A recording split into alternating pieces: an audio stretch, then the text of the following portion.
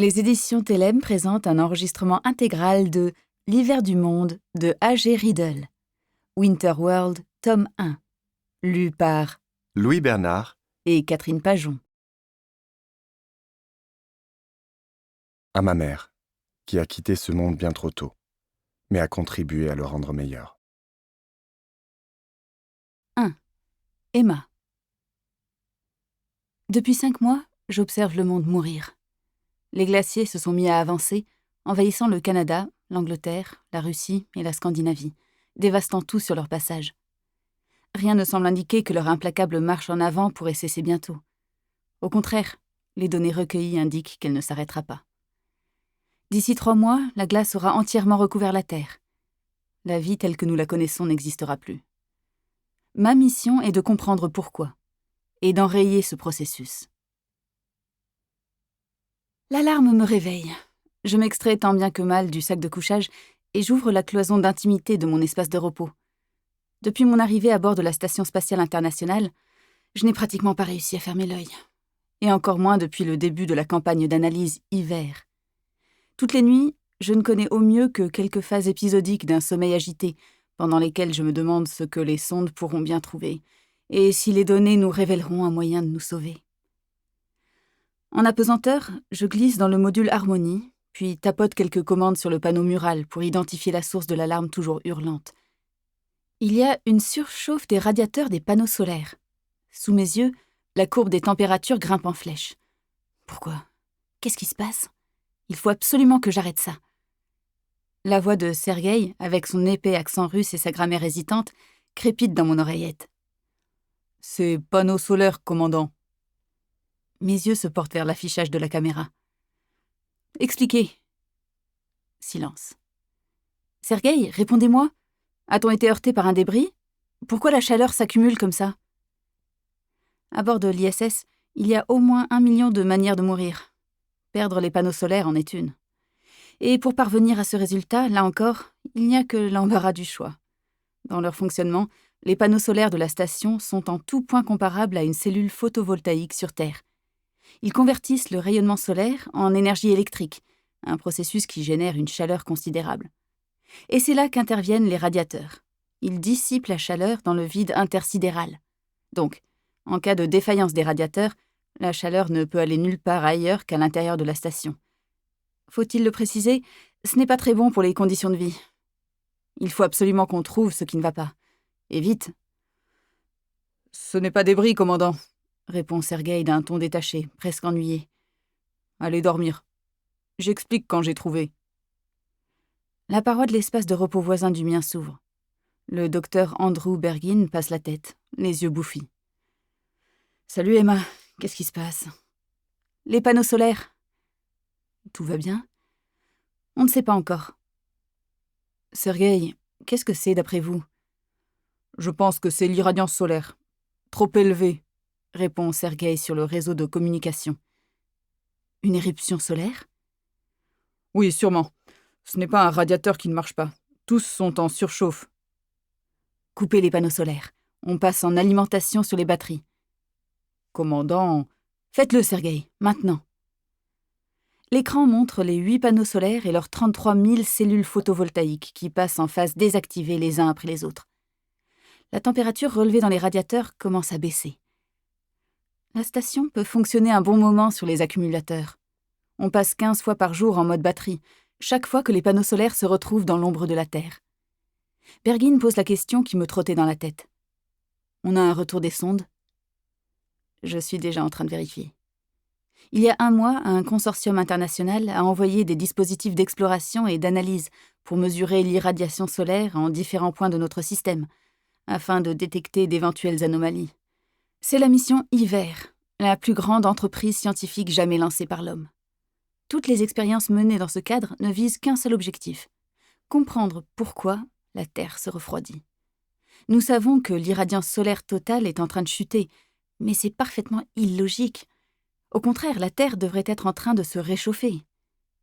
L'ISS sera la première à capter les données transmises par les sondes, des informations qui permettront peut-être de sauver l'humanité, ou simplement de savoir combien de temps il nous reste. Mais il n'y a toujours rien. Je devrais retourner dormir. Mais une fois que je suis debout... D'autant que je brûle de découvrir ce que les sondes ont à nous dire. C'est que j'ai une famille sur Terre. Je veux savoir ce qui va arriver au mien. De surcroît, une question nous taraude tous à bord de l'ISS, les 6 astronautes et cosmonautes que nous sommes.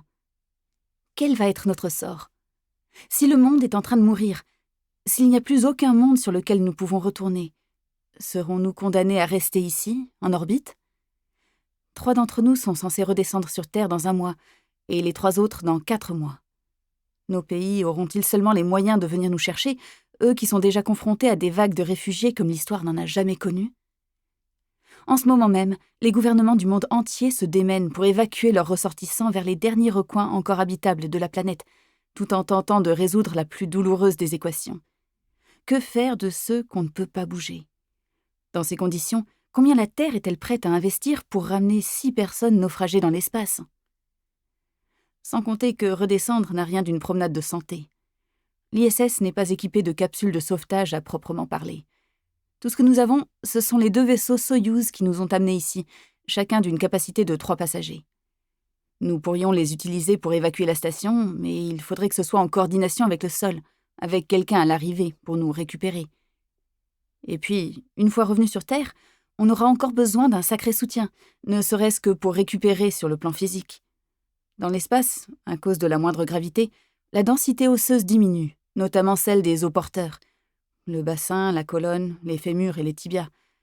Les os se désintègrent littéralement, comme sous l'effet de l'ostéoporose.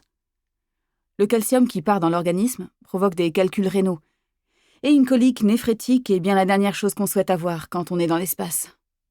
Lors des premiers séjours à bord de l'ISS, les astronautes pouvaient perdre jusqu'à 2% de leur densité osseuse chaque mois. Grâce à la pratique de l'exercice, on sait désormais contenir le phénomène, mais il n'en demeure pas moins que j'aurai besoin d'une rééducation à mon retour. Et ce n'est qu'en posant le pied sur la terre ferme, ou sur la glace, selon les circonstances, que je connaîtrai précisément l'état de ma forme. La situation est celle-ci. Aux yeux des habitants de la Terre, notre seule et unique valeur tient au résultat de la mission hiver. Si nous ne trouvons pas ce qui vaut à notre planète d'être subitement prise dans une gangue glacée, ainsi qu'une solution pour y remédier, alors nous ne quitterons jamais la Station spatiale internationale. Nous sommes coincés entre le marteau du froid glacé de l'espace et l'enclume d'une Terre en voie de congélation. Pour l'heure, l'ISS est notre demeure, et cela risque de durer un peu. Mais on y est bien. Je n'ai jamais connu de meilleur foyer. En me propulsant à l'aide de mes mains et mes pieds, je file en apesanteur au long des coursives des modules assemblés entre eux. L'ISS ressemble à un puzzle de morceaux de tuyaux géants raboutés à angle droit, dont la plupart sont des labos, et quelques-uns de simples éléments de connexion. Premier élément de l'ISS construit par les États-Unis, le module de type nœud Unity, lancé en 1998, comporte 6 ports d'amarrage, des ouvertures qui ne sont pas sans rappeler les points d'accès à un réseau d'égouts. Je passe dans Tranquility, un autre module de type nœud dans lequel se trouvent les équipements du système de support de vie. Système de recyclage de l'eau, système de régénération de l'atmosphère, générateur d'oxygène, ainsi qu'un cabinet de toilette à peu près aussi difficile à utiliser qu'on peut l'imaginer. Mais l'ISS a été conçu par des hommes pour des astronautes mâles, ceci expliquant sans doute cela. Je traverse Tranquility en dérivant pour passer dans la Cupola, un module de l'Agence spatiale européenne. C'est une coupole d'observation équipée de 6 hublots de 75 cm de large et d'une fenêtre centrale zénithale offrant une vue panoramique sur l'espace et la Terre. J'y reste un long moment à observer notre monde. L'ISS orbite à quelques 400 km au-dessus de la Terre, à une vitesse de plus de 17 000 km/h. Chaque jour, la station fait un peu plus de 15 fois le tour de notre planète, ce qui signifie qu'on voit le Soleil se lever ou se coucher à peu près tous les 3 quarts d'heure. La station traverse le terminateur de la Terre, la ligne de démarcation entre le jour et la nuit. Sur la face éclairée, je découvre un continent américain baigné de lumière du nord au sud. La glace s'étend à présent sur la région des Grands Lacs, semblable à de longs doigts blancs plongés dans le bleu de l'eau. D'ici peu, les glaciers auront traversé les eaux, poursuivant leur marche vers le sud. Le Michigan, le Wisconsin, le Minnesota et certaines parties de l'État de New York ont déjà été évacuées. Les États-Unis ont fait leurs calculs. Ils savent quelles seront les dernières zones habitables à la surface de la Terre. Un indice, elles seront sous le niveau de la mer. Un immense camp a déjà été installé dans la vallée de la mort, en Californie. Des accords ont été passés avec la Libye et la Tunisie, même si tout le monde est bien conscient qu'aucun contrat ne tiendra. Pas quand la survie immédiate sera en jeu. Le monde va tenter de tasser 8 milliards d'individus dans un entonnoir, au bout duquel seule une petite poignée survivra. Cela va être une guerre. Tout en faisant de l'exercice sur le tapis de course, je demande un rapport de situation. Sergueï n'a toujours pas réussi à rétablir le fonctionnement des panneaux solaires. J'ai très envie de faire un point avec lui, mais j'ai appris qu'il travaille mieux quand on lui laisse la bride sur le cou. C'est comme ça quand on vit à 6 dans un espace extrêmement réduit. On découvre vite les limites des uns et des autres. Une nouvelle fois, je regarde si les données des sondes sont arrivées. Toujours rien. Puis j'attaque la lecture de mes messages électroniques. Le premier vient de ma sœur. Je ne me suis jamais mariée, je n'ai jamais eu d'enfant. Tout le contraire de ma sœurette. J'adore ces petits, ma nièce et mon neveu. Pour moi, ce sont les 2 êtres humains les plus précieux au monde. En l'occurrence, il s'agit d'une vidéo, sans objet ni contenu. Rien d'autre que ma sœur, Madison, face caméra, tandis que je trottine, harnachée à la structure. « Salut M, je sais que je dois faire court, mais j'ai tellement de choses à te dire. David a entendu un certain nombre de rumeurs. On dit que plein de choses vont changer, qu'une expérience est en cours pour découvrir l'origine du long hiver. Ici, des tas de gens vendent leur maison pour une bouchée de pain pour partir en Libye et en Tunisie. C'est complètement dingue. L'armée est... » La vidéo est coupée pendant 1 minute à peu près. La censure. Je continue de trottiner sans quitter l'écran des yeux. Le visage de ma sœur réapparaît. Elle est toujours assise sur son divan, mais Owen et Adeline, ses enfants, sont serrés contre elle à présent. « Salut, Tata M !» crie Owen. « Regarde ce que je sais faire !» Il sort de l'écran, mais la caméra le suit, et je le vois réaliser un dunk avec son ballon sur un panier de basket d'intérieur, à 1,50 m de hauteur environ. « Tu as vu ça ?» demande-t-il à sa mère. « Oui, j'ai vu. »« Je recommence, des fois que tu n'es pas bien vu !» Je souris, tandis que ma sœur remet la caméra sur elle.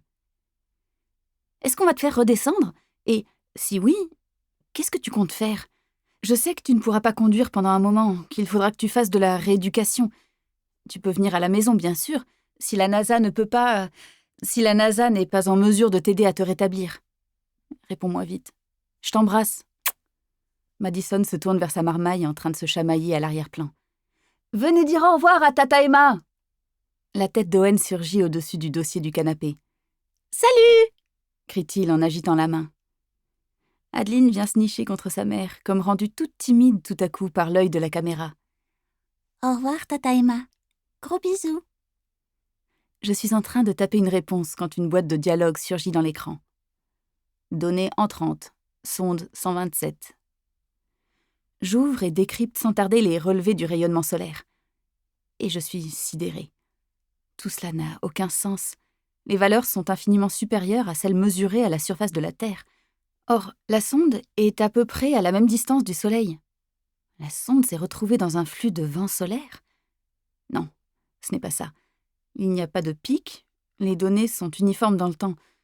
Peut-être s'agit-il d'un phénomène local. J'ouvre l'affichage vidéo de la télémétrie, et mon cœur s'arrête pratiquement de battre. Il y a un objet. Quelque chose là-bas, dans le vide sidéral. Une tache noire devant le Soleil. Ce n'est pas un astéroïde, ses contours ne sont ni irréguliers, ni dentelés. Non, c'est un objet lisse de forme oblongue. Quelle que soit cette chose que j'ai sous les yeux, quelqu'un l'a construite. Nous sommes en contact permanent avec le sol, avec les agences spatiales aux États-Unis, en Russie, en Europe, en Chine, en Inde et au Japon. J'active la liaison pour communiquer directement avec le centre d'intégration des réseaux du Centre spatial Goddard, dans le Maryland. ISS à Goddard, nous recevons les premières données en provenance des sondes. Transmission en cours. La sonde 127 a découvert quelque chose. Je prends un instant pour choisir mes mots. Les premières données télémétriques montrent un objet oblong, lisse. Ce n'est apparemment ni un astéroïde, ni une comète. Je répète, Il s'agit apparemment d'un objet non naturel construit par... L'affichage devient noir. Le tapis de course s'arrête. Les lumières se mettent à clignoter. De l'index, je bascule sur le système de communication interne. « Sergueï » ? « Une surcharge, commandant. » Cela n'a aucun sens. Les panneaux solaires sont désactivés. L'ISS fonctionne sur les batteries. La station est traversée par une vibration. Mon instinct prend le relais. « Tout le monde sur le pont, immédiatement. Dirigez-vous vers les capsules Soyouz. Procédure d'évacuation de la station. » Une secousse agite la station. Je suis projetée contre une cloison. La tête me tourne. D'instinct, je me propulse vers le haut de la coupole. Par les hublots, je vois la Station spatiale internationale en train de tomber en morceaux dans le vide. 2. James. Nous aurons bientôt des émeutes. Je sens la tension dans l'air. Partout où je passe, des regards se posent, un peu trop longs, un peu trop appuyés. Des messages s'échangent, des secrets se murmurent. Le monde est en train de geler. La glace avance sur nous et nous sommes piégés. Si on ne trouve pas un endroit où partir, c'est ici que nous allons tous mourir. Et c'est ça qui est en train de mijoter. Un plan pour partir. C'est la bonne nouvelle. La mauvaise, c'est que je ne fais pas partie de ce plan. Personne ne m'a rien dit. Et je doute qu'on me dise quoi que ce soit. Il n'y a pas grand-chose que je puisse faire. Alors, je baisse la tête, je fais mon boulot et je regarde les infos. Un reportage de CNN passe sur la télé toute déglinguée. La voix du journaliste parvient à peine à couvrir le bruit des machines derrière moi. Pour la 3e journée consécutive, la neige tombe sur Miami, ce qui constitue un nouveau record météorologique pour la région. Les autorités de l'État de la Floride ont sollicité l'aide du gouvernement fédéral, s'attirant les foudres des citoyens et des autorités du nord-est du pays, qui elles-mêmes exigent avec une véhémence croissante que le gouvernement fédéral accélère chez elles le rythme des évacuations. Le long hiver poursuit son... Je ne sais pas d'où vient cette expression. Le long hiver. Des médias sans doute. Ou du gouvernement. Toujours est-il qu'elle est restée. Les gens la préfèrent au terme glaciation, trop technique, ou période glaciaire, trop définitif. Avec le long hiver, on a l'impression que la fin arrivera un jour, bientôt, que ce n'est qu'une saison comme une autre, juste anormalement longue. Je suis sûr que la NOAA, l'agence américaine qui s'occupe d'étudier l'atmosphère et les océans, connaît la vérité à l'heure qu'il est. Mais si c'est le cas, elle ne nous a rien dit. D'où les audiences records des chaînes d'infos. Une courte sonnerie retentit. Je l'ignore. Un nouveau sujet démarre sur l'écran. Je suspends ce que je fais, le temps de voir où cela se passe. D'après le bandeau de texte, l'envoyé spécial aux cheveux gris coupés courts serait dans le port de Rosyth, à côté d'Édimbourg, en Écosse, sur le quai, au pied de la passerelle d'un énorme vaisseau de croisière tout blanc, vers laquelle afflue une file ininterrompue de personnes. Les arbres dans le lointain sont intégralement blancs, comme gelés à cœur. De gros flocons de neige tombent en rideaux. À voir ces gens derrière moi, vous pourriez croire que ce sont des croisiéristes sur le point de partir en vacances, mais il n'en est rien. Il y a 3 semaines encore, ce navire de croisière était le Emerald Princess. Il a depuis été racheté par le gouvernement britannique qui l'a rebaptisé le Summer Sun. C'est l'un de quelques 40 bâtiments qui vont être mis à contribution pour évacuer temporairement les résidents du Royaume-Uni vers des latitudes plus clémentes. Le Summer Sun va mettre le cap sur la Tunisie, où les passagers seront transportés jusqu'à un camp de délocalisation à l'extérieur de Kabylie. Cette installation s'inscrit dans le cadre d'un bail à long terme passé entre le Royaume-Uni et la Tunisie, qui fait suite à d'autres initiatives du même ordre conclues entre la Tunisie et la Norvège, la Suède, la Finlande, la Russie et le Japon. Ce programme n'est pas sans rappeler les évacuations de masse du Royaume-Uni au cours de la Seconde Guerre mondiale, quand quelques 3,5 millions de civils avaient été évacués dans le cadre de l'opération Pied Piper face à la menace nazie. En ce moment, l'immobilier dans la zone équatoriale connaît un boom inédit. Même chose pour un certain nombre d'endroits réputés ne jamais connaître l'hiver, des lieux en dessous du niveau de la mer où les températures sont anormalement élevées, la vallée de la mort en Californie, El Azizia en Libye, Wadi Alpha au Soudan, Dasht-e-Lout en Iran, Kébili en Tunisie. Il y a 2 ans, un baril d'essence laissé ouvert au lever du soleil dans l'un de ces endroits était vide à midi. Tout son contenu évaporé. Ces régions étaient des friches, des déserts. Aujourd'hui, ce sont des phares dans la nuit, des oasis où passer le long hiver. On s'y précipite par millions. Les gens vendent tout ce qu'ils possèdent pour une couchette dans l'un des camps. Je me demande s'ils y trouveront la sécurité. Une nouvelle sonnerie se fait entendre. La même tonalité, mais sur une autre machine. Ce n'est toujours pas celle que j'attends. À la 3e, je sors les draps des 3 sèche-linges et j'entreprends de les plier. C'est ça mon job, la lessive. Ça fait 2 ans que ça dure, depuis mon arrivée à l'établissement pénitentiaire fédéral d'Edgefield, en Caroline du Sud. À l'instar des quelques 2000 autres types enfermés ici, je clame mon innocence. Mais contrairement à la plupart de mes autres co-détenus, je suis innocent.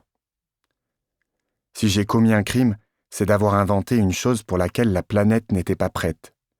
Une innovation qui a terrifié tout le monde. Ma grande erreur, ou mon crime, si vous voulez, a été de ne pas tenir compte de la nature humaine. L'homme a peur de ce qu'il ne connaît pas, et tout particulièrement de ce qui peut changer la vie telle qu'il la connaît. Le procureur en charge de mon affaire a exhumé une loi obscure et fait de moi un exemple. Le message à l'intention des autres inventeurs était on ne peut plus clair. Nous ne voulons pas de ça. J'avais 31 ans au jour de ma condamnation. J'en aurai 70 à celui de ma libération. La liberté conditionnelle n'existe pas pour les délits fédéraux. Pour une conduite exemplaire, je peux au mieux espérer une libération anticipée après avoir purgé 85% de ma peine. Dès mon arrivée à Edgefield, j'ai envisagé 6 manières de m'évader. En creusant le sujet, j'ai vu que 3 seulement étaient viables, dont 2 avec des chances de succès extrêmement élevées. Un nouveau problème est alors apparu. Que faire après ? Tout ce que je possède a été saisi à l'issue du procès. Contacter mes amis ou ma famille les mettrait en danger. Et le monde entier serait à mes trousses, avec assurément l'envie de me faire la peau. Je suis donc resté à m'occuper de la lessive. Et je me suis efforcé de faire bouger les choses. C'est dans ma nature. Et comme je l'ai appris à mes dépens, on n'échappe pas à sa nature. Chaque jour, les gardiens sont de moins en moins nombreux à leur poste. Cela m'inquiète. Je sais pourquoi. Tous les personnels administratifs et pénitentiaires partent vers le sud, vers les zones habitables. Mais j'ignore si c'est le gouvernement fédéral qui leur demande de bouger ou s'ils le font de leur propre initiative. Une guerre se prépare, un combat pour la conquête des dernières régions habitables sur Terre. Partout, on va s'arracher ceux qui ont une formation militaire ou policière. Même les surveillants pénitentiaires vont devenir des perles rares. Les camps de réfugiés ont toutes les chances de ressembler à des prisons. Les autorités vont avoir besoin d'hommes et de femmes formés au maintien de l'ordre au sein de populations confinées. Dans ce genre d'endroit, c'est la survie de tous qui en dépend. Et c'est là qu'est mon problème. Edgefield, en Caroline du Sud, est à mi-chemin entre Atlanta et Charleston. Or, il neige ici, en août. Et si les glaciers ne sont pas encore arrivés jusqu'à nous, cela ne devrait plus tarder. Immanquablement, la zone va être évacuée, mais je doute fort qu'on emmène les détenus. En réalité, les autorités auront pour priorité de sauver les enfants du comté, puis les adultes. Mais elles ne vont certainement pas s'embarrasser de ceux qui purgent une peine de prison. Et encore moins les convoyer jusque dans les zones habitables en Afrique du Nord, de l'autre côté de l'Atlantique.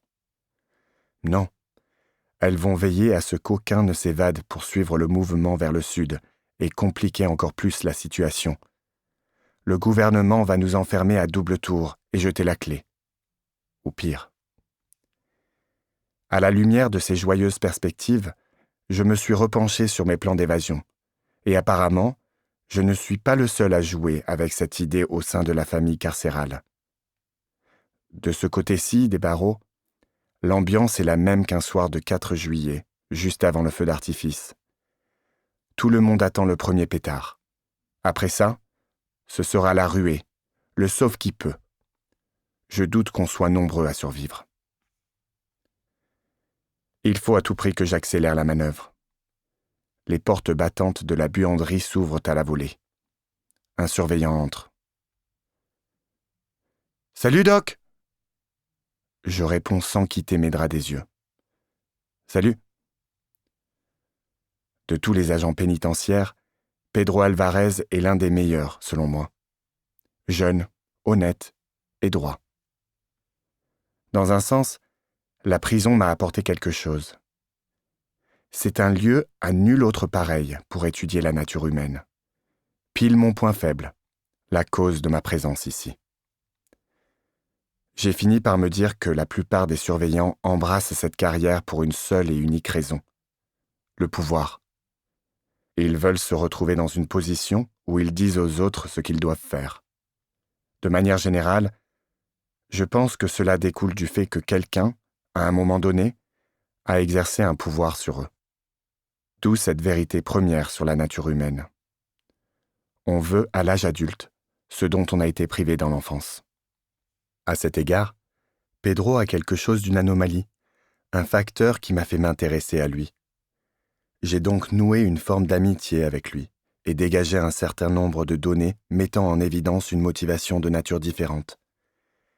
Voici ce que je sais de lui. Toute sa famille est encore au Mexique. Ses parents, ses frères et ses sœurs. Il est marié à une femme de 27 ans, comme lui, et ils ont 2 fils, respectivement de 5 et 3 ans. Et enfin, son épouse est l'unique raison pour laquelle il travaille ici. Pedro a grandi au Mexique, dans l'état montagneux du Michoacán, une zone de non-droit où les cartels de la drogue font régner leurs lois et où les meurtres sont plus fréquents que les accidents de la route. Pedro s'est installé aux États-Unis quand sa femme était enceinte. Il ne voulait pas que ses enfants grandissent dans les mêmes conditions que lui. Il a commencé en travaillant, le jour, comme jardinier pour un paysagiste, et en étudiant le droit pénal en cours du soir. Le jour de la remise des diplômes, il a annoncé à sa femme qu'il allait travailler comme adjoint auprès du département du shérif du comté de Spartanburg. Il ne voulait surtout pas voir cet endroit devenir un autre Michoacán. Pour le bien de ses enfants, il voulait que la loi et l'ordre continuent de régner. Autre vérité première. Les parents veulent pour leurs enfants ce dont eux-mêmes ont été privés. À la suite de cette annonce, la femme de Pedro a consulté sur Internet le taux de mortalité au sein des forces de police. Puis, elle lui a posé un ultimatum. Tu choisis une autre profession ou tu changes de femme. Pour finir, un compromis a été trouvé et Pedro est devenu surveillant pénitentiaire, une carrière offrant des statistiques et des horaires de travail bien plus au goût de Maria Alvarez. Sans même parler de la couverture sociale, des heures supplémentaires rémunérées, des majorations pour les dimanches ouvrés, et une retraite possible après 25 années de service, juste avant son 49e anniversaire. Un bon choix. Du moins, jusqu'à l'arrivée du long hiver.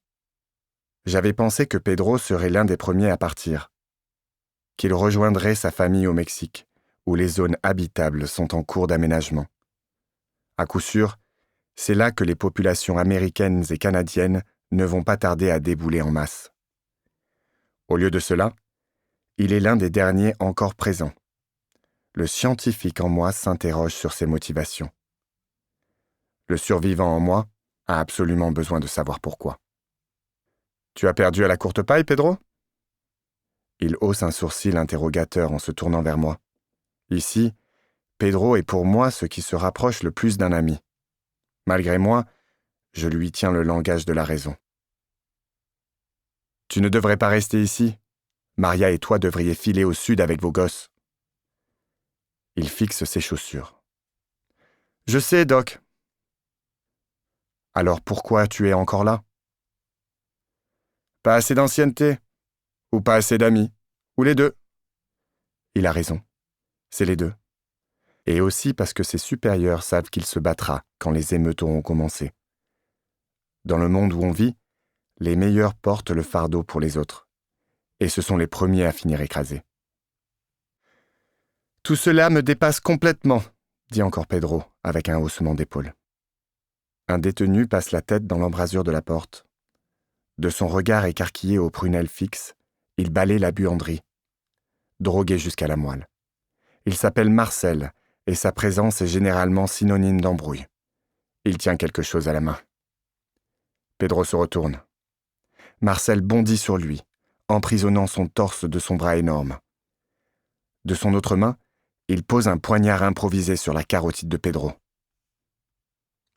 Le temps se fige. Je perçois vaguement la vibration des lave-linges et des sèche-linges, le flot bruyant des informations à la télé. Une nouvelle sensation me parvient, un grondement dans le lointain, comme un tonnerre qui approche. Des bruits de pas, une foule qui se déplace dans les coursives de la prison. Des cris couvrent le martèlement des pieds, mais je ne distingue pas les mots. Pedro lutte pour se dégager. Un autre détenu paraît à l'entrée, survolté. Il est énorme et puissant. Je ne connais pas son nom. « Tu l'as chopé, celle ?» crie-t-il à l'intention de Marcel. « Ouais !» L'autre détenu repart. Marcel se tourne vers moi. « Ils vont nous laisser crever ici, dans le froid. Tu le sais, Doc. » Il attend. Je ne dis rien. Pedro tente de libérer sa main droite. Ses dents grincent. « Tu es avec nous, Doc ?» La main de Pedro échappe à la fatale étreinte et file vers sa ceinture. Je n'ai jamais vu Pedro utiliser une arme. Je ne sais même pas s'il en a une. Marcel ne prend pas le temps de s'interroger. La pointe de sa lame vient au contact de la peau, et je prends ma décision. 3. Emma. Alors que je flotte dans la cupola raccordée au module Tranquility, je vois la Station spatiale internationale qui se tord et se déforme comme une ferme du Midwest prise dans une tornade. Un panneau solaire se désintègre. Ses cellules photovoltaïques se dispersent dans le vide, suivies d'un sillage de tuiles de protection thermique. Ce n'est qu'une question de secondes avant que l'ISS ne s'ouvre en deux, envoyant tout ce qu'elle contient dans l'espace. Dans cet océan de destruction, j'aperçois un espoir. Les capsules Soyouz arrimées à la station. Seulement, je n'arriverai jamais à les atteindre. Ni Sergei, ni Steven d'ailleurs. De surcroît, chacune d'elles ne peut emporter que 3 personnes. Personne, Louis, Bergin, foncez à la capsule Soyouz arrimée au module Rasvet. Immédiatement, c'est un ordre. Nous sommes formés à ce genre de situation. Le décrochage des Soyouz peut être réalisé en 3 minutes à peine. Il faut ensuite 4 heures aux capsules pour rallier le Kazakhstan. Une voix crépite dans mon oreillette. Je ne distingue pas ce qu'elle dit. Le réseau de communication interne est grillé. M'ont-ils entendu ? J'espère que oui. Il faut que je prévienne la Terre. Godard, nous procédons à l'évacuation. Un soubresaut. La paroi me percute et m'envoie bouler contre celle derrière moi. Les ténèbres tentent de m'avaler. Je pousse sur mes jambes pour traverser Tranquility. L'inconscience rôde autour de moi, mais je résiste, telle une nageuse à contre-courant qui lutte pour ne pas se noyer. Je suis piégée à l'intérieur de la station, susceptible de se rompre d'une seconde à l'autre. Je sens déjà le vide qui me tend les bras. Pour survivre, je n'ai plus qu'une solution. Enfiler une combinaison spatiale. J'attrape la première à portée de main. Je me glisse dedans et je la ferme hermétiquement. Je vais avoir de l'oxygène, de l'électricité et des communications, si elles fonctionnent encore. Godard, vous me recevez ? 5 sur 5, commandant Matthews. Quelle est votre situation ? Avant que je puisse répondre quoi que ce soit, le module explose et se déchire tout autour. L'obscurité se referme sur moi et m'emporte. La conscience me revient par vagues, puis les sensations avec elle, comme un oignon qu'on pèle une couche à la fois. Rien tout d'abord, puis l'intensité, la douleur, la nausée et le silence. Je suis toujours sanglée à la station. Sous moi, un peu plus bas, le module est éventré. Plus bas encore, beaucoup plus loin, je vois la Terre.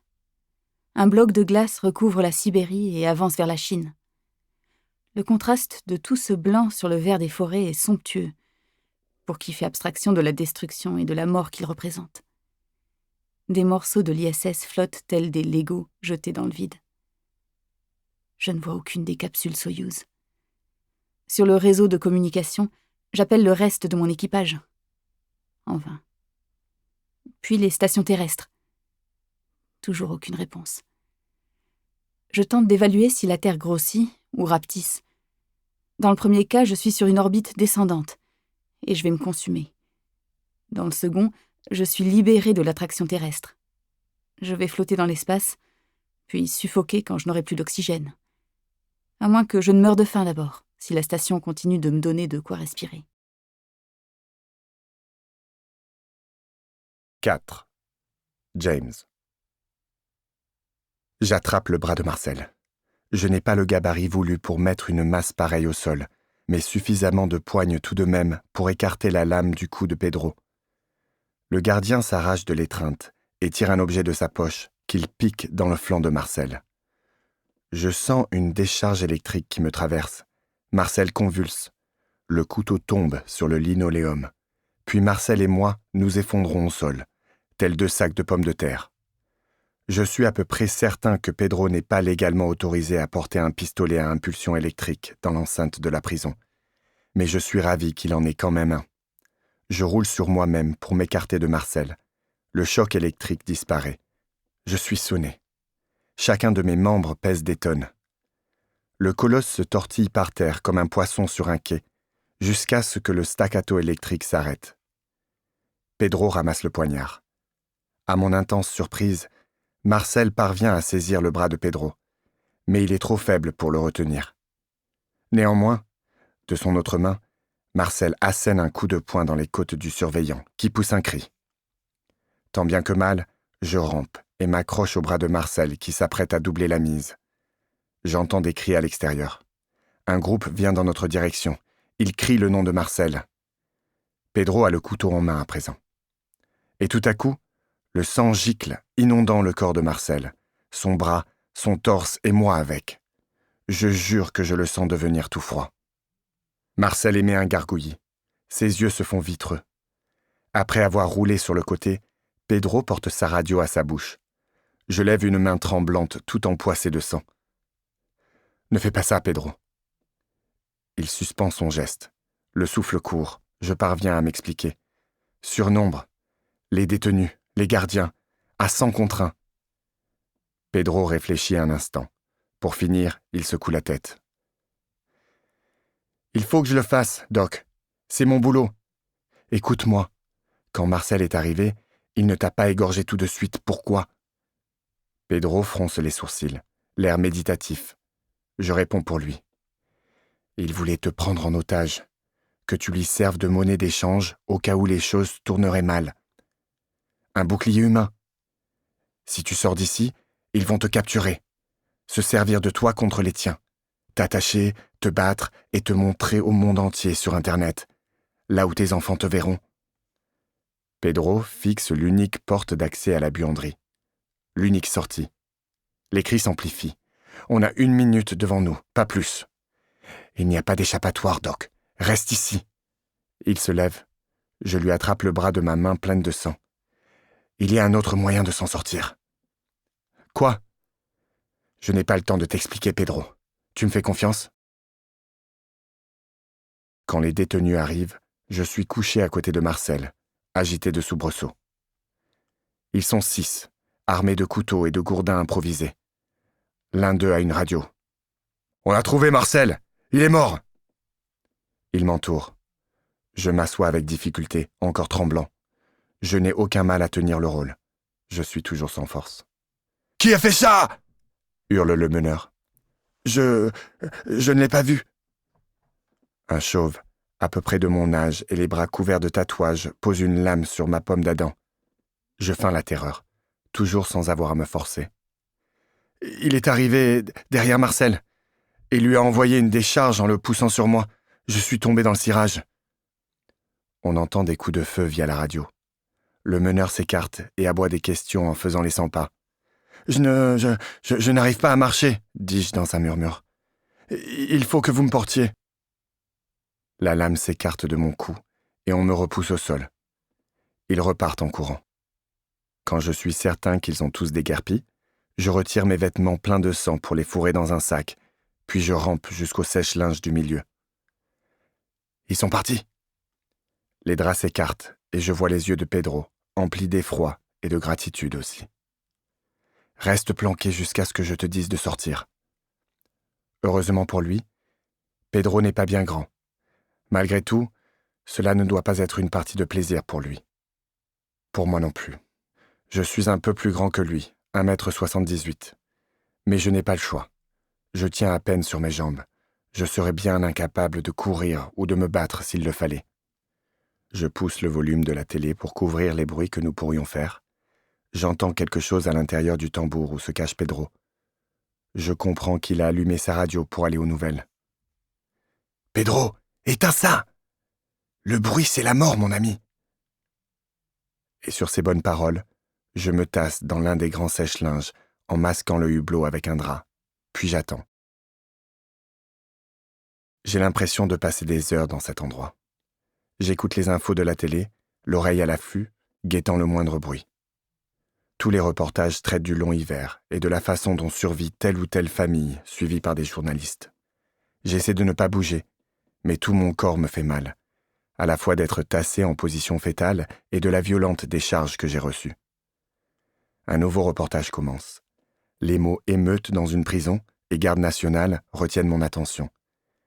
J'écarte le drap, à peine ce qu'il faut pour voir des images d'hélicoptères atterrissant juste devant notre établissement pénitentiaire. Ils doivent être à 200 mètres à peine de l'endroit où je suis. Les propos du reporter confirment mes soupçons. En raison des effectifs insuffisants des forces de police et de maintien de l'ordre, tant au niveau fédéral que local, à cause de la situation imputable au long hiver, les règles d'engagement ont été adaptées pour les émeutes en milieu carcéral. Je suis tellement absorbé que je n'entends les bruits de pas qu'au dernier moment, quand 3 détenus franchissent la porte. Ils nous cherchent. Du moins, ils cherchent Pedro pour s'en servir comme monnaie d'échange.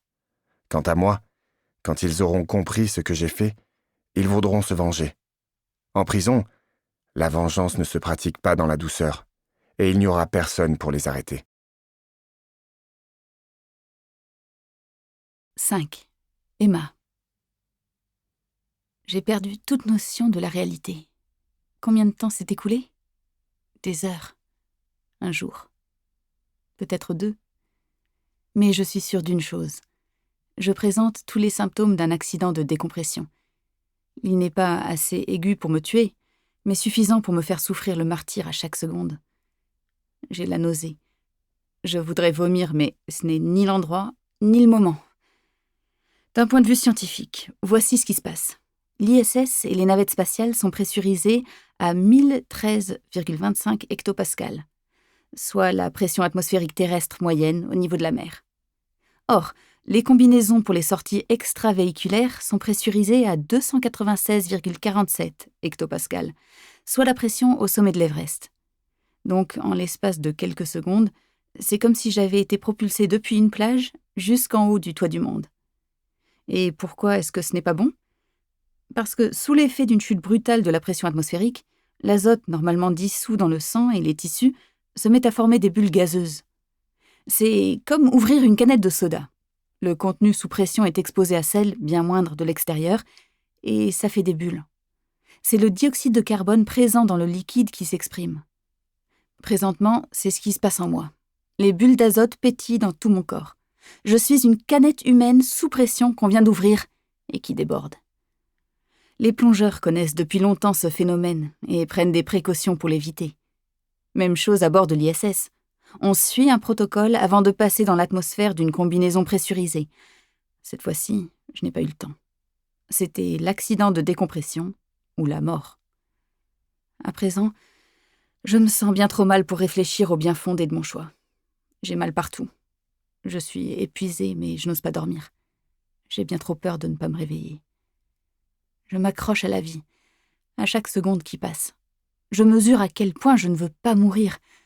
En situation extrême, c'est ça qui compte, la volonté de vivre. Sauf que là, je ne peux pas faire grand-chose de cette volonté. J'observe les débris de la station, je guette le moindre signe. Y a-t-il d'autres survivants? Que puis-je tenter? De temps en temps, un morceau pénètre dans l'atmosphère terrestre et se consume. Ce sont comme les grains d'un sablier donnant le compte à rebours, jusqu'à mon inéluctable fin tragique. Je suis sur une orbite décroissante. Inévitablement, à un moment ou un autre, avec le morceau de station auquel je suis toujours sanglé, nous entrerons dans l'atmosphère pour brûler à notre tour. J'aperçois un nouvel éclair de lumière étincelante. Un autre débris sans doute. Mais non, au lieu de diminuer, l'éclat se fait de plus en plus intense. Quelque chose monte depuis la Terre. Une fusée qui fonce dans ma direction. Une capsule s'en détache et ses propulseurs s'allument. Elle vient vers moi. Elle vient pour moi. Des larmes coulent sur mes joues. Je vais être sauvée. 6. James. Le bon côté, dans une prison fédérale, c'est qu'on se retrouve généralement avec le dessus du panier en matière de criminels. Rien à voir avec les assassins de bas étage et autres petits voleurs du centre de détention du coin. À l'image de ceux des autres établissements pénitentiaires fédéraux, les occupants d'Edgefield sont des génies du crime. Ou du moins, des criminels suffisamment ambitieux pour commettre des actes contraires aux dispositions fédérales ou au-delà des frontières de leur État. Le mauvais côté, c'est qu'ils ont probablement assez de jugeotes pour nous trouver, Pedro et moi. Mes craintes se confirment quand j'entends s'ouvrir le hublot du premier sèche-linge, puis le suivant. Des coups de feu me parviennent dans le lointain. La garde nationale fait une entrée en force. La chronologie semble cohérente. Il y a quelques minutes, ces troupes arrivaient aux abords. Il n'y a pas eu de négociation. Elles ont chargé direct, sans doute pour tirer parti de l'élément de surprise. Le hublot de mon sèche-linge s'ouvre. Une grosse paluche repousse les draps. L'homme a un mouvement de recul en me découvrant. Puis il me braque une arme en plein visage et se met à hurler. « Sors de là !» Tant bien que mal, je m'extirpe de l'espace réduit sans cesser un instant de lui montrer mes mains. J'ai mal absolument partout. La cadence des tirs s'intensifie. On dirait que la 3e guerre mondiale vient de commencer de l'autre côté des murs. « Ferme la porte !» ordonne le type armé à un autre détenu. « Et mets cette table devant !» J'ai la moitié du corps à l'extérieur. Je n'ai qu'une envie. Retourner dans mon cocon. Je sais ce qui va arriver. Ces types sont des abrutis de première. Finalement, je crois que je vais retirer ce que j'ai dit précédemment sur l'intelligence moyenne des détenus des prisons fédérales. « Je t'ai dit de sortir de là !» Malgré mon goût prononcé en cet instant pour l'intérieur du sèche-linge, le pistolet est un puissant argument. Je finis par sortir. Sur mes jambes flageolantes, je suis comme un faon qui vient de naître. Il trouve Pedro quelques secondes plus tard. Lui aussi sort de sa cachette, mais à la différence de moi, il se tient droit, la tête haute. Il me plaît de plus en plus. J'espère vraiment que nous n'allons pas mourir ici, au milieu de la buanderie. Il le palpe et récupère sa radio et le petit gadget électrique qu'il a utilisé sur Marcel. Je m'avachis contre le sèche-linge. Le simple fait d'avoir à me tenir debout est un calvaire. Tout à coup, les bruits qui ne me parviennent plus, les détonations, m'apprennent quelque chose. Les combats qui faisaient rage ont cessé. Une radio émet des crépitements. Un appareil que les détenus ont dû dérober à un autre gardien. Message aux individus retranchés dans la buanderie. Tout est fini. Sortez les mains en l'air. Il y a eu assez de morts comme ça. Le meneur du petit groupe d'insurgés ne correspond pas au portrait que je m'en étais fait. Celui d'un gaillard, tout en muscles, avec tout ce qu'il faut pour s'imposer. En fait, c'est un blanc dans la quarantaine, le crâne dégarni, avec une barbe de 2 jours. Le genre de type qu'on pourrait voir sur la chaîne financière CNBC expliquer aux téléspectateurs toutes les bonnes raisons d'investir dans sa boîte, en dépit de quelques détails particulièrement alarmants dans son dernier bilan. C'est peut-être d'ailleurs ce genre d'exploit qui lui vaut d'être ici. Il fait les 100 pas dans la pièce en observant partout. Il voit ce que je sais déjà. Il n'y a aucune autre porte, aucune fenêtre, aucun échappatoire. Rien d'autre que 2 petits conduits d'aération au plafond qui, contrairement à ce qu'on voit dans les films, ne sont pas assez grands pour permettre à des détenus de s'y glisser. C'est d'une voix calme et posée qu'il répond à la radio. « Nous non plus, nous ne voulons pas allonger la liste des victimes. On veut juste une chance de survivre. Au cas où vous ne l'auriez pas remarqué, l'hiver avance.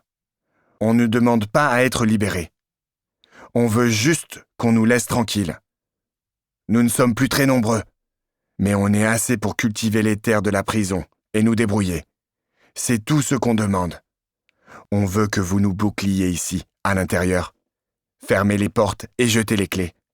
Installez une surveillance avec des drones pour abattre le premier qui sortirait du périmètre. On ne veut pas partir. On veut juste survivre. » Ce type est sûrement le chef de l'émeute tout entière. Il est sacrément malin. Et ça, ce n'est pas très bon pour mon espérance de vie. « On tient un surveillant !» poursuit-il en jetant un coup d'œil à Pedro. « Dis-leur qui tu es !» ordonne-t-il en tendant le micro. Pedro crache sur la radio. L'un des détenus, le torse couvert de sang, brandit le gourdin qu'il tient à la main. J'interviens. « Pedro, fais ce qu'il dit !» Les autres s'arrêtent en nous jetant des regards. « Dis-leur ce qu'ils veulent, sinon ils t'obligeront à le faire. Tout va bien se passer. » Le meneur incline la tête sur le côté en m'étudiant attentivement. Puis il parle sans me lâcher du regard. « Ouais, c'est ça, Pedro. Tout va bien se passer, vas-y. » J'encourage Pedro d'un signe de tête. Entre ses dents serrées, il décline son identité. Quand il a fini, le meneur reprend l'échange.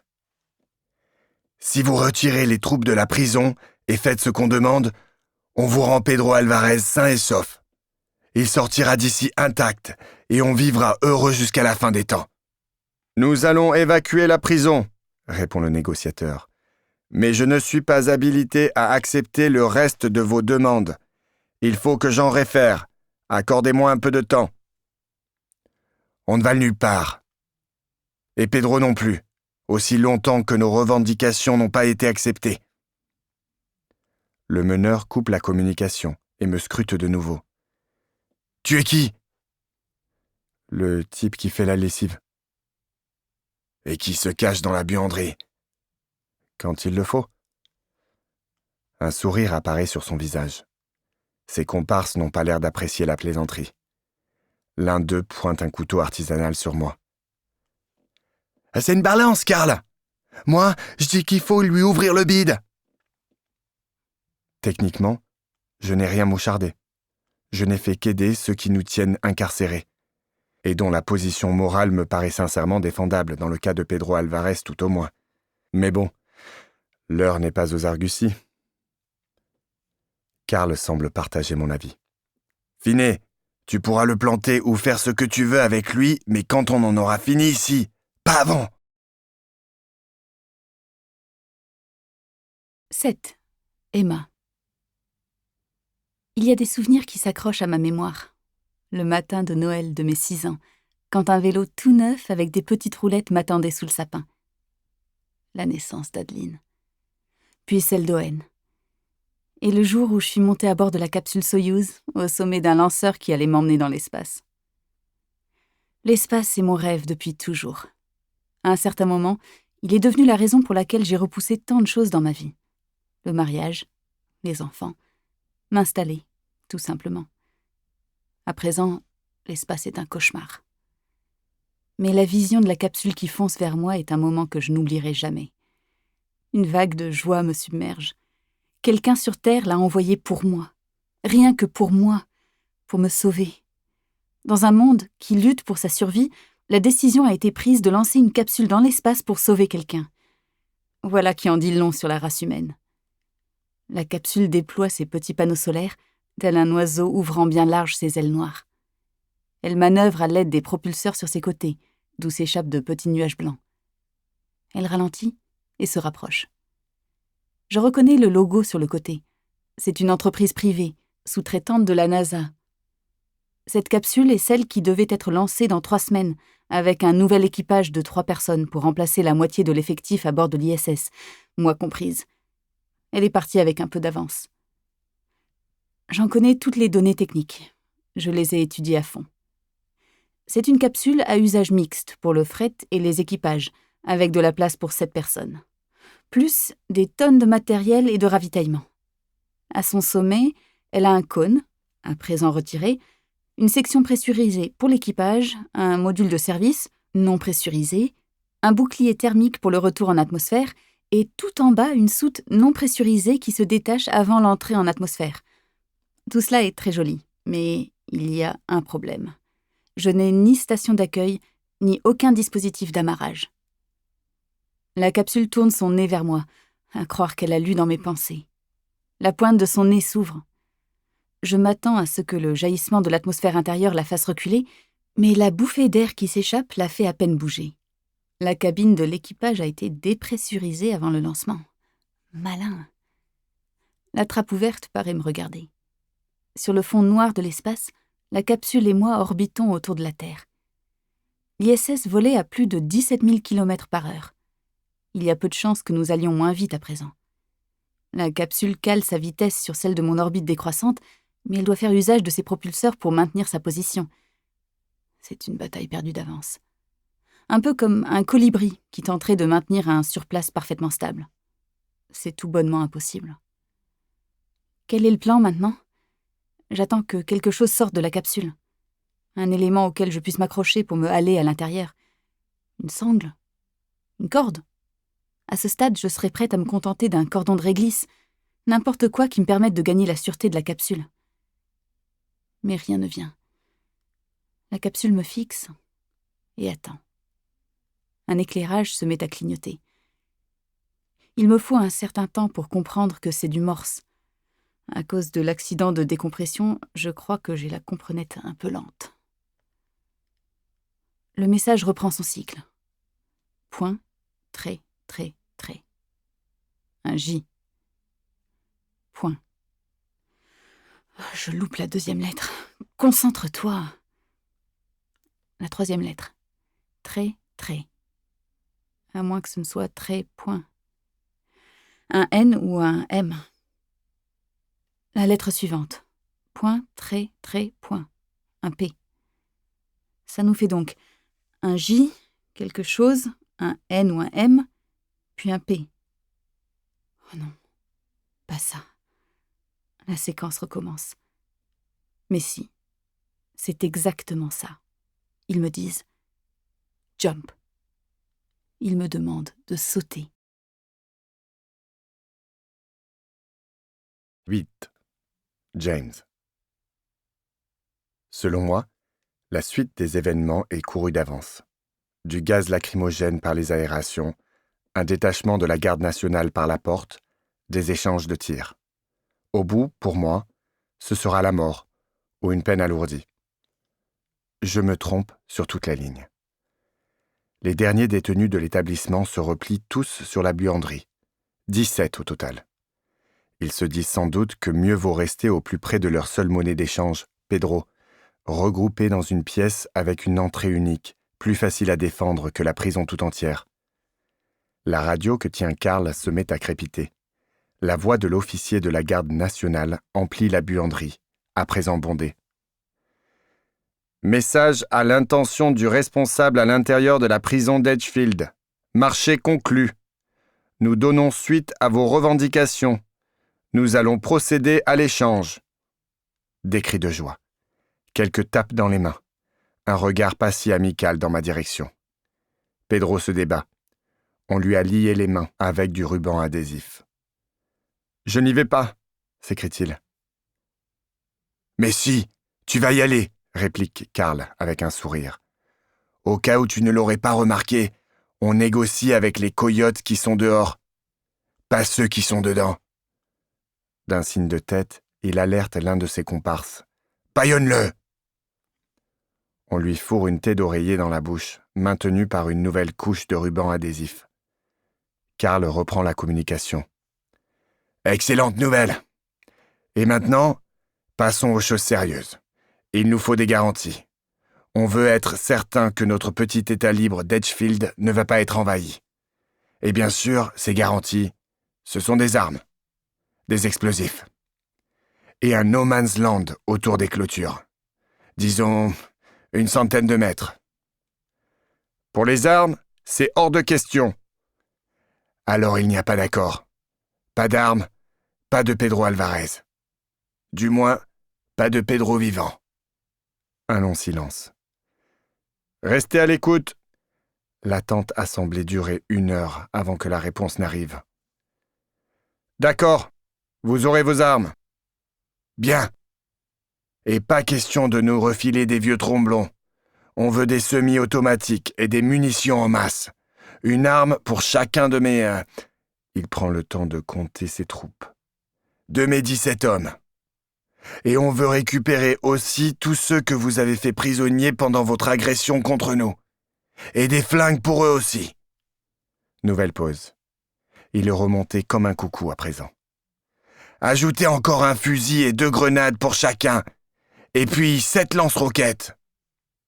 À contre-cœur, le négociateur de la garde nationale accepte. Au bout de quelques heures, les détenus se risquent dans les couloirs de la prison pour s'assurer qu'il n'y a aucun gardien resté en planque, aucun piège, aucune embuscade. Quand ils ont la certitude que l'établissement est vide, on quitte la buanderie. Pedro et moi, entravés, marchons au milieu de la procession. Dans la cour, des membres de la garde nationale sont positionnés derrière une barricade et plusieurs véhicules de transport de troupes. D'autres prisonniers sont retenus plus loin à l'arrière. Une demi-douzaine de caisses sont posées au sol devant la barricade. « Démonstration des armes !» vocifère Karl. Un officier s'avance, ouvre une caisse, en sort un fusil à l'aspect sinistre et tire en l'air. « Vide la caisse par terre ! Prends un flingue au hasard, ou plutôt 2, et montre-moi une nouvelle fois !» crie Karl. Ce garçon a définitivement des neurones. Le soldat se retourne pour solliciter une confirmation. Un homme au casque orné d'un aigle d'argent hoche la tête. Le membre de la garde nationale se penche et ramasse un fusil. Karl lui intime de prendre celui d'à côté. Ouais, Karl a vraiment oublié d'être bête. Le soldat fait feu.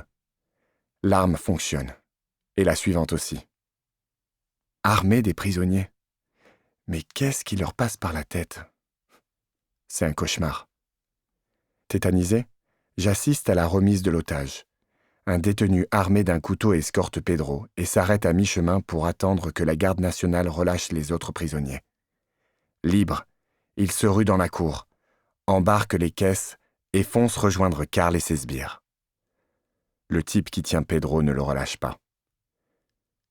La voix du chef du détachement jaillit du haut-parleur de la radio. « Relâchez-le !»« On va le faire !» répond Karl. Mais il n'en donne pas l'ordre. Je sens mes mains devenir moites. Laisse-le partir. Ils ne vont quand même pas. Les prisonniers arrivent, laissent tomber les caisses et commencent à distribuer les armes. Ils les brandissent au-dessus de leur tête en criant comme s'ils venaient de gagner le Super Bowl. Puis ils les pointent sur la première ligne des hommes de la garde nationale. Karl porte la radio à sa bouche. « Ok. Relâche notre invité. » Une vague de soulagement me submerge quand je vois Pedro s'éloigner d'un pas chancelant. Juste avant la barricade, il s'arrête et se retourne. Dans la masse des détenus, son regard trouve le mien. Je sais ce qu'il se dit. Que s'il tient bon, qu'il se montre ferme, qu'il exige ma libération, alors peut-être qu'il peut l'obtenir. Je secoue la tête. Ils ont des armes à présent. Ce serait un bain de sang. Avant qu'ils ne puissent faire quoi que ce soit, les hommes de la garde nationale l'entourent pour l'emmener derrière la ligne. Tout aussi vite, les détenus battent en retraite. Leurs nouvelles armes toujours pointées sur la troupe. Ils me conduisent vers la grille, et je les suis. J'imagine que mon sort est scellé désormais. À l'intérieur, ils m'enferment dans une cellule.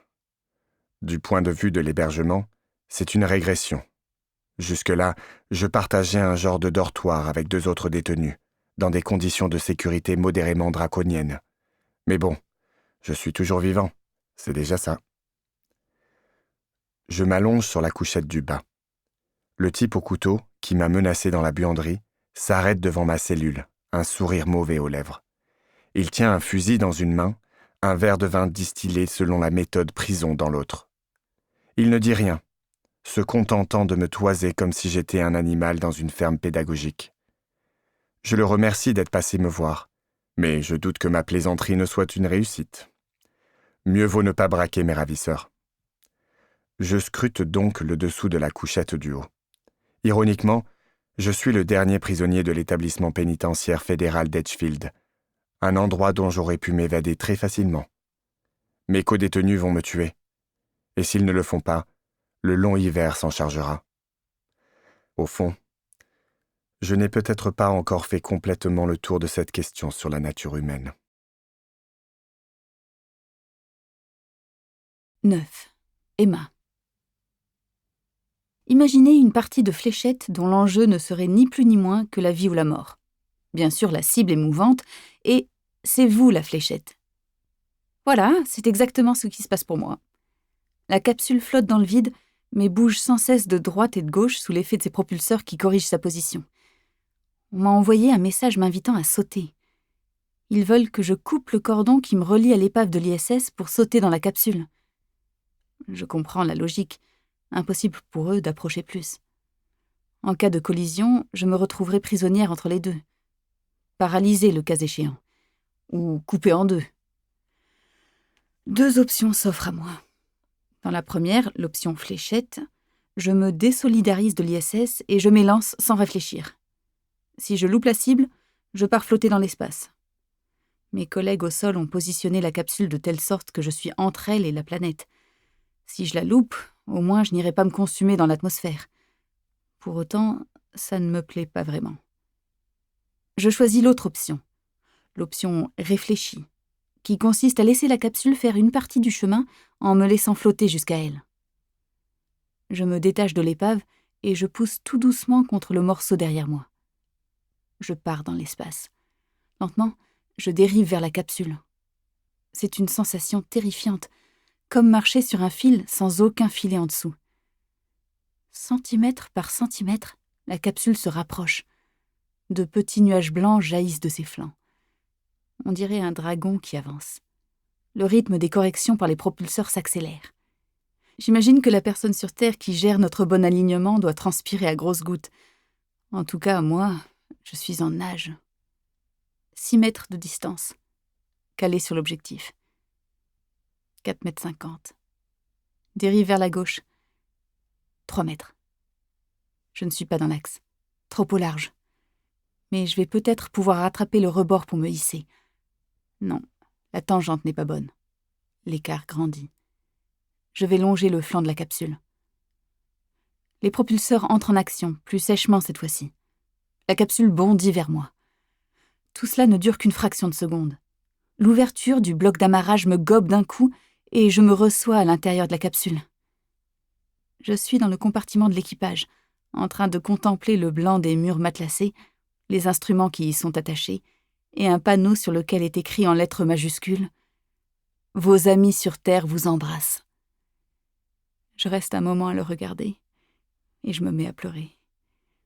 Les sanglots secouent mon corps. Pour la première fois depuis que l'ISS s'est disloqué, je commence à penser que je vais vivre. 10. James.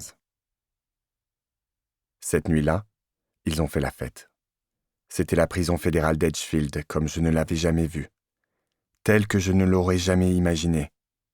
De la musique à fond, des détenus qui boivent, qui chantent, tous armés jusqu'aux dents.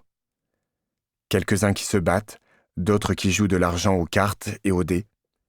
La cantine avait été ravagée. Le sol était jonché de détritus. Ces hommes, dont certains avaient passé l'essentiel de leur vie d'adulte incarcérés, s'étaient enfin sentis libres et insouciants. Au petit matin, ils étaient tous morts. Je l'ai su parce que tout était bien trop tranquille. Le silence avait commencé à s'installer au moment du crépuscule. Convaincu que je passais ma dernière nuit sur Terre, je ne m'étais pas couché. Je voulais mourir debout. Mais personne n'est venu me chercher. Je suppose qu'il s'imaginait avoir tout le temps pour me faire subir les pires atrocités. Heureusement pour moi, il se trompait. Le soleil s'est levé. Depuis ma couchette, je vois des corps étendus par terre de ci de là, dans la zone commune en contrebas. Et il n'y a pas eu d'assaut. Ils n'ont pas été abattus. Ils se sont affaissés, tout simplement. Ce qui les a tués ne m'a pas atteint, du moins pas encore. Un bruit de pas feutrés me parvient dans le lointain, qui se transforme en un grondement sourd, accompagné d'éclats de voix, durs et secs. « RAS! La voie est libre !» Des soldats arrivent devant ma cellule. Ils portent des combinaisons intégrales jetables et des gants de caoutchouc. Une image me revient. Quand l'officier de la garde nationale a fait une démonstration pour Karl et ses émeutiers, il portait des gants pour manipuler les fusils. La chose me paraît établie. Un poison a été épandu sur les armes remises aux détenus. Je suis impressionné. Les soldats s'écartent pour livrer passage à un homme de haute taille, les cheveux courts, en costume bleu marine, un agent fédéral. C'est la première chose qui me vient à l'esprit. « Docteur Sinclair, nous souhaiterions nous entretenir avec vous. » Je me lève et hausse les épaules.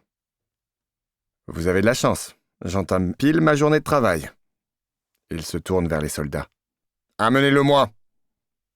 Il lance une combinaison intégrale et des gants à l'intérieur de la cellule. Ouais, il y avait définitivement du poison sur ces armes. Ils craignent que je m'intoxique au contact des traces résiduelles de la substance. Ça prouve qu'ils me veulent vivant. C'est déjà ça. Le lendemain du jour où je suis devenu le dernier détenu de la prison d'Edgefield, je suis l'unique prisonnier à en sortir vivant. Je cherche Pedro du regard, mais je ne le vois nulle part. On me mène à un fourgon où m'attend l'agent fédéral, en compagnie d'un barbu aux cheveux gris coupés courts et au regard aimable. Je le reconnais. C'est un homme que je respecte et que je n'ai encore jamais eu l'occasion de rencontrer. Je suis incapable d'imaginer ce qui lui vaut d'être ici, et pourtant, je ne manque pas d'imagination. « Vous pouvez retirer la combinaison et les gants, » dit l'agent. Je m'exécute, et l'un des gardes s'adresse à l'agent. « Vous voulez qu'on lui passe les menottes ?»« Non, » répondit-il, avec un sourire en coin. « Le docteur Sinclair n'est pas ce genre de criminel, pas vrai, Doc ?» Bien des gens ne me considèrent pas comme un criminel, juste comme un homme en avance sur son temps. « Et moi, je suis un homme qui a très peu de temps, alors rejoignez-nous à l'intérieur. » L'agent fait sortir tout le monde, hormis le barbu et moi. Puis il se présente. « Docteur Sinclair, je suis Raymond Larson, procureur général adjoint. » In petto, je lui confère le grade d'agent en chef. Puis il désigne le barbu qui l'accompagne. « Et voici le docteur Lawrence Fowler, administrateur de la NASA, je sais. » Je regarde Fowler droit dans les yeux. « Je suis ravi de faire votre connaissance, en dépit des circonstances. Je suis vos travaux depuis longtemps, depuis l'époque où vous étiez au California Institute of Technology, au Caltech. » Une lueur apparaît dans ses yeux. Vraiment ? Sa voix est plus atone que dans la dernière vidéo que j'ai vue de lui, montrant son intervention lors d'une conférence. 4 années se sont écoulées depuis, et le temps ne l'a apparemment pas épargné. Le stress aussi semble peser sur le docteur Lawrence Fowler. « Oui, vos travaux sur les nouvelles générations d'ergols sont tout particulièrement... »« C'est bon, ça suffit, » dit Larson, en levant la main d'un geste impérieux. Il se tourne vers moi avec un petit sourire narquois. « Si vous êtes aussi intelligent qu'on me le dit, expliquez-moi un peu pourquoi nous sommes ici. » Je hausse les épaules. « Parce que vous attendez quelque chose de moi. Dans le détail, en échange de ma coopération, vous allez me proposer une grâce ou un aménagement de peine pour l'exécution d'un travail.